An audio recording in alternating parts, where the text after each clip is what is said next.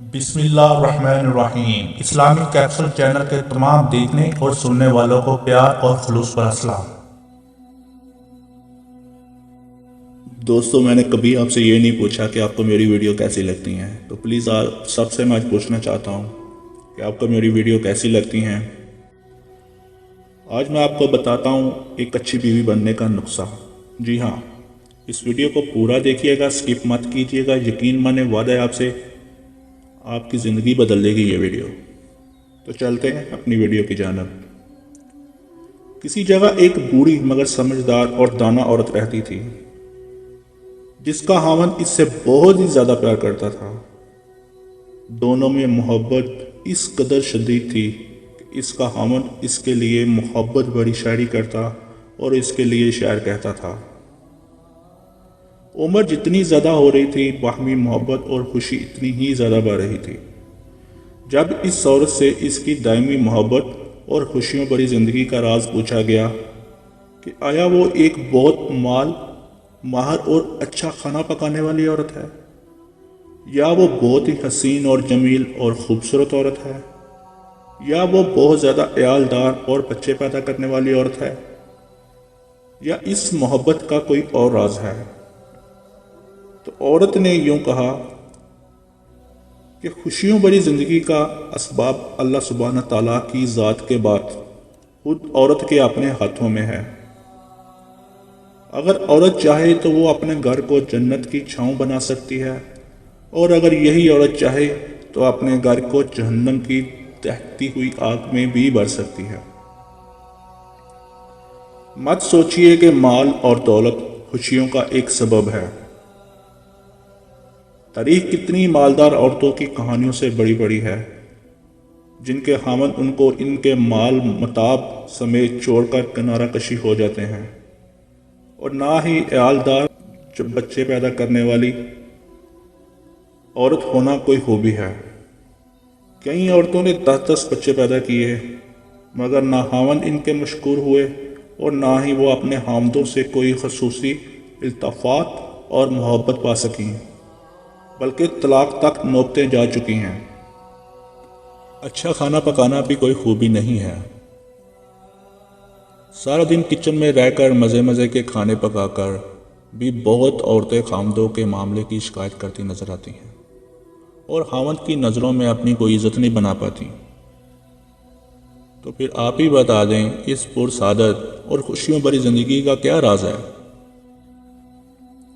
اور آپ اپنے خاوند کے درمیان پیش آنے والے مسائل اور مشکل سے کس طرح نپٹا کرتی تھی؟ اس پر اس عورت نے جواب دیا، جس وقت میرا خاوند غصے میں آتا تھا، اور بلا شبہ میرا خاوند بہت ہی غصیلا آدمی تھا، میں ان لمحات میں نہایتی احترام کے ساتھ مکمل خاموشی اختیار کر لیا کرتی تھی۔ یہاں ایک بات واضح کر دوں کہ احترام کے ساتھ خاموشی کا یہ مطلب ہے کہ آنکھوں سے حقارت اور نفرت نہ جھلک رہی ہو، اور نہ ہی مذاق اور سریحہ پن دکھائی دے رہا ہو۔ آدمی بہت عقل مند ہوتا ہے، ایسی صورتحال اور ایسے معاملے کو بانپ لیا کرتا ہے۔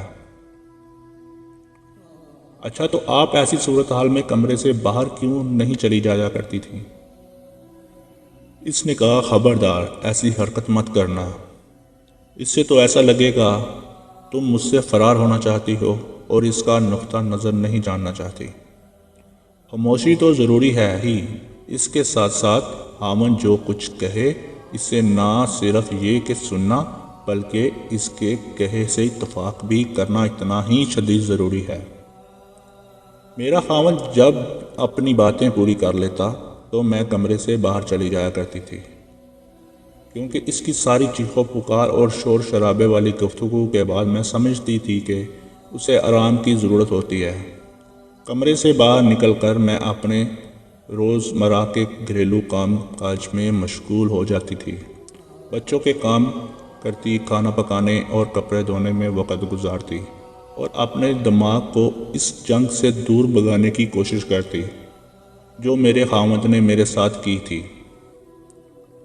تو آپ اس ماحول میں کیا کرتی تھی؟ کئی دنوں کے لیے لا تعلقی اختیار کر لینا اور خاوند سے ہفتہ 10 دن کے لیے بول چال چھوڑ دینا وغیرہ۔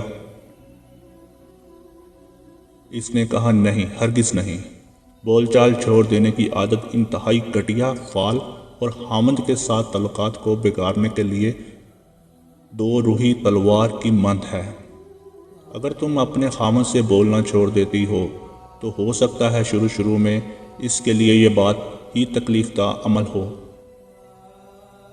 شروع میں وہ تم سے بولنا چاہے گا اور بولنے کی کوشش بھی کرے گا، لیکن جس طرح دن گزرتے جائیں گے وہ اس کا عادی ہوتا چلا جائے گا۔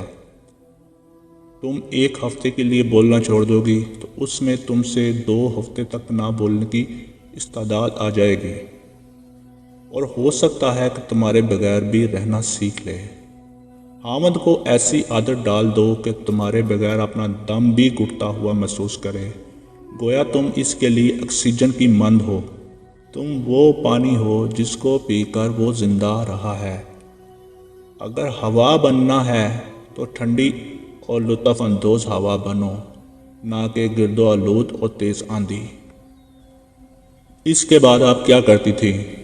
اس عورت نے کہا، میں 2 گھنٹوں کے بعد یا 2 سے کچھ زیادہ گھنٹوں کے بعد جوس کا 1 گلاس یا پھر گرم چائے کا 1 کپ بنا کر اس کے پاس جاتی تھی اور اسے نہایت ہی سلیقے سے کہتی، لیجیے چائے پیجیے۔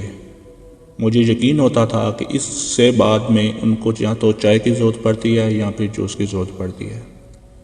میرا یہ عمل اور اپنے خامند کے ساتھ گفتگو اس طرح ہوتی تھی کہ گویا ہمارے درمیان کوئی غصے یا لڑائی والی بات ہوئی ہی نہیں ہو، جبکہ اب میرا خامند ہی مجھ سے اصرار کر کے بار بار پوچھتا تھا کہ کیا میں اس سے ناراض تو نہیں ہوں، جبکہ میرا ہر بار اس سے یہی جواب ہوتا تھا کہ نہیں، میں تو آپ سے ہرگز ناراض نہیں ہوں۔ اس کے بعد وہ ہمیشہ اپنے رویے کی معذرت کرتا رہتا تھا اور مجھ سے گھنٹوں بھر پیار کی باتیں کرتا رہتا تھا۔ تو کیا آپ اس کی اس پیار بھری باتوں پر یقین کر لیتی تھی؟ ہاں بالکل، ان باتوں پر بالکل یقین کرتی تھی۔ میں جاہل نہیں ہوں۔ کیا تم یہ کہنا چاہتی ہو کہ میں اپنے خامند کی ان باتوں پر تو یقین کر لوں جو وہ مجھ سے غصے میں کہہ ڈالتا تھا، اور ان باتوں پر یقین نہ کروں جو وہ مجھ سے پرسکون حالت میں کیا کرتا تھا؟ تم مجھ سے کیوں منوانا چاہتی ہو کہ میں اس کی غصے کی حالت میں کہی ہوئی باتوں پر یقین کر لیا کروں؟ تو پھر آپ کی عزت اور عزت نفس کہاں گئی؟ وہ کہنے لگی، کاہے کی عزت اور کون سی عزت نفس؟ کیا عزت اسی کا نام ہے؟ تم غصے میں آئے ہوئے ایک شخص کی تلخ و تراش باتوں پر تو یقین کر لو، اسے اپنی عزت نفس کا مسئلہ بنا لو، مگر اس کی ان باتوں کو کوئی اہمیت نہ دو جو وہ تمہارے پیار بڑے اور پرسکون ماحول میں کیا کرتا ہے۔ میں فوراً ہی غصے کی حالت میں دی ہوئی گالیوں اور تلخی اور ترش باتوں کو بلا کر ان کی محبت بھری اور مفید باتوں کو غور سے سنتی تھی۔ جی ہاں، خوشگوار اور محبت بھری زندگی کا راز عورت کی عقل کے اندر موجود تو ہے، مگر یہ راز اس کی زبان سے بندھا ہوا ہے۔ جب انسان کو اپنی زبان پر کنٹرول کرنا آ جائے، سمجھو اس نے سکھی زندگی گزارنے کا راز پا لیا۔